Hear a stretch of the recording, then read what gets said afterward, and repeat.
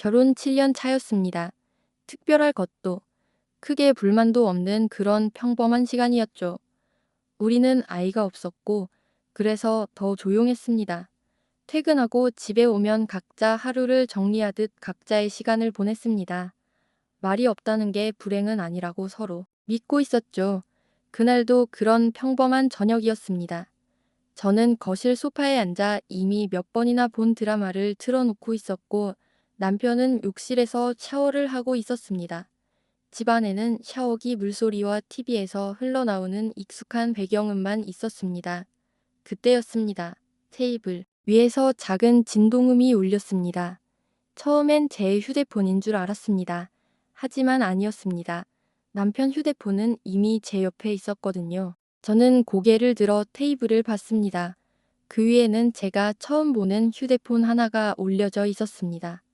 검은색이었고 케이스도 없는 낯선 기종이었습니다. 다시 한번 진동이 울렸습니다. 그 소리가 이상하게도 너무 크게 들렸습니다. 집이 갑자기 조용해진 것처럼 느껴졌습니다. 저는 바로 그 휴대폰을 집어들지 못했습니다. 이상하게도 이미 알고 있었던 것 같습니다. 그 휴대폰이 무엇을 의미하는지, 왜 여기에 있는지 화면이 켜졌습니다. 잠금 화면 위로 메시지 알림 하나가 떴습니다. 오늘 너무 보고 싶었어. 보낸 사람 이름은 저장되지 않은 번호였습니다. 그 문장을 읽는데 몇 초가 걸렸습니다. 의미를 이해하는데 조금 더 걸렸고 현실로 받아들이는 데는 아직도 시간이 부족했습니다. 그 순간에도 욕실에서는 물소리가 계속 들렸습니다. 아무 일도 일어나지 않은 것처럼 저는 손에 쥔 휴대폰을 계속 바라봤습니다. 화면이 꺼질 때까지, 그리고 다시 켜질 때까지 머릿속에는 여러 생각이 동시에 떠올랐습니다. 회사 일일 수도 있다.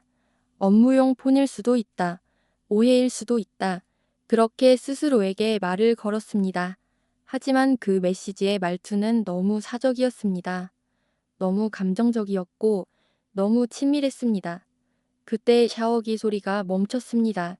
욕실 문이 열리는 소리가 들렸습니다.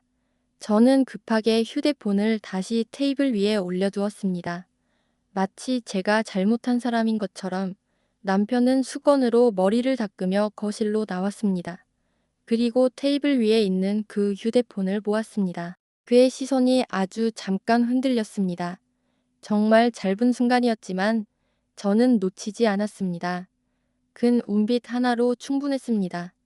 저는 아무 말도 하지 않았습니다. 남편도 아무 말도 하지 않았습니다.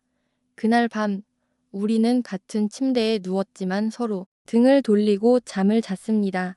아닌, 정확히 말하면 저는 거의 잠을 자지 못했습니다. 천장을 보며 숨소리를 세고 시계를 확인하고 해가 뜨기를 기다렸습니다. 다음 날 아침, 남편은 평소처럼 출근 준비를 했습니다. 아무 일도 없었다는 듯이. 저는 그 모습을 보며 이상한 생각을 했습니다. 사람은 이렇게 아무렇지 않게 거짓말을 살 수 있구나. 남편이 집을 나간 뒤 저는 집안을 천천히 돌아다녔습니다. 그리고 알게 되었습니다. 그 휴대폰은 우연이 아니었다는 걸. 충전기는 서랍 안에 있었고 알람은 꺼져 있었으며 지문 인식은 남편 것이었습니다. 그건 확실히 남편의 두 번째 휴대폰이었습니다. 그날 오후 저는 관리사무소에 갔습니다. 정확한 이유는 지금도 모르겠습니다. 그냥 확인하고 싶었던 것 같습니다. 그리고 거기서 그 여자의 이름을 보게 됐습니다. 같은 아파트, 같은 동, 같은 층, 엘리베이터에서 몇 번 마주쳤던 얼굴, 그제서야 모든 퍼즐이 맞아떨어졌습니다. 그날 이후로 저는 엘리베이터를 타지 않습니다. 계단을 오르며 생각합니다. 그날 그 휴대폰이 울리지 않았다면 나는 아직도 아무것도 모른 채 같은 삶을 살고 있었을까? 그날 밤 저는 침대에 누워 눈을 감았다가 다시 떴습니다. 시계를 봤습니다. 새벽 1시. 아직도 잠이 오지 않았습니다. 남편의 숨소리는 일정했습니다. 너무 일정해서 오히려 더 신경 쓰였습니다. 사람은 죄를 지으면 숨소리도 달라진다고 생각했는데 그는 아무렇지도 않게 잠들어 있었습니다. 그게 더 무서웠습니다.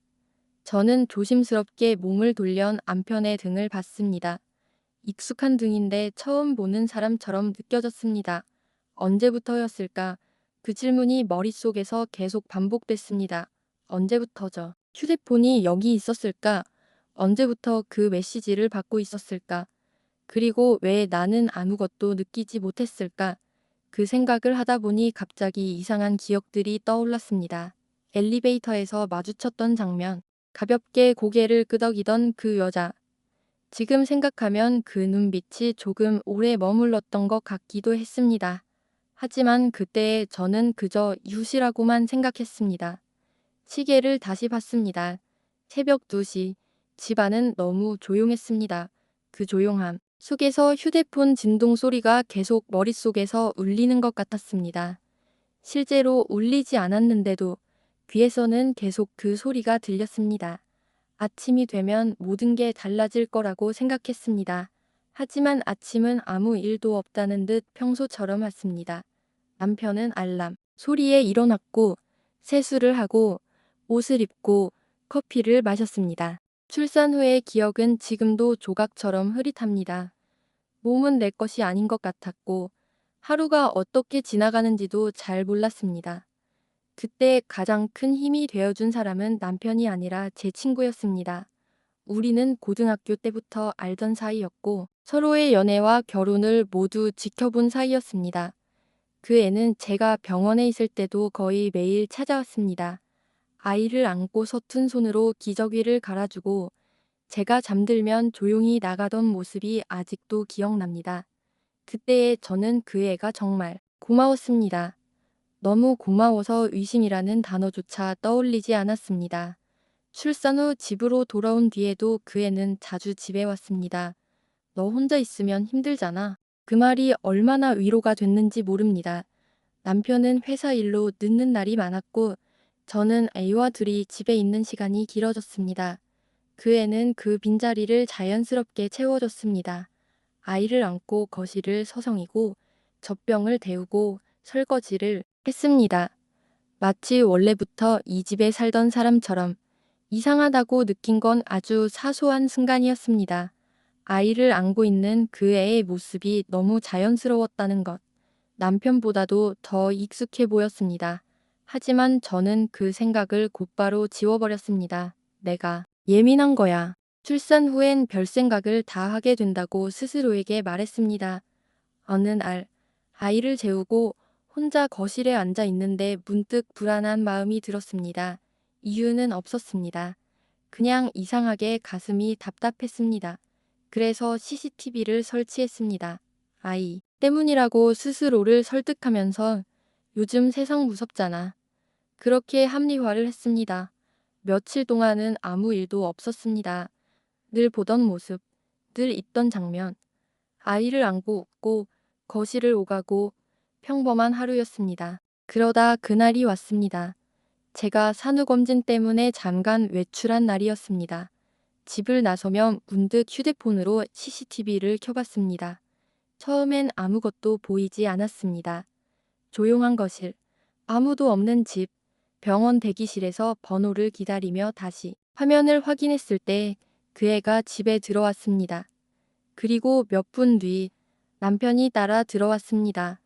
제 심장은 그때부터 이상하게 뛰기 시작했습니다. 저는 아직도 그 장면을 잊지 못합니다. 세 사람이 거실에 있었고 아이도 그 자리에 있었습니다.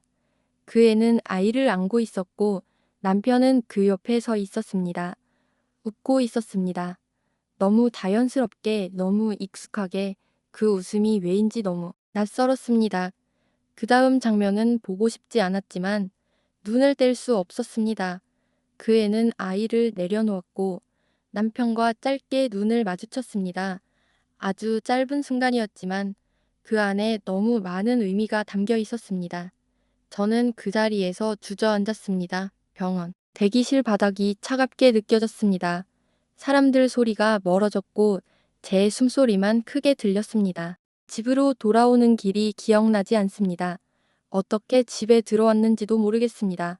그날 밤 남편은 아무 일 없다는 듯 말했습니다.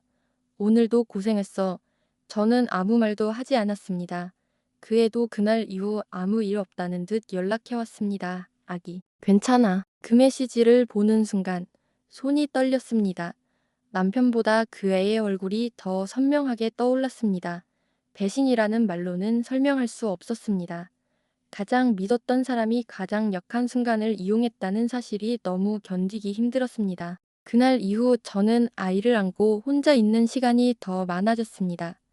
그리고 이상하게도 가장 아팠던 건 남편이 아니라 그 애였습니다.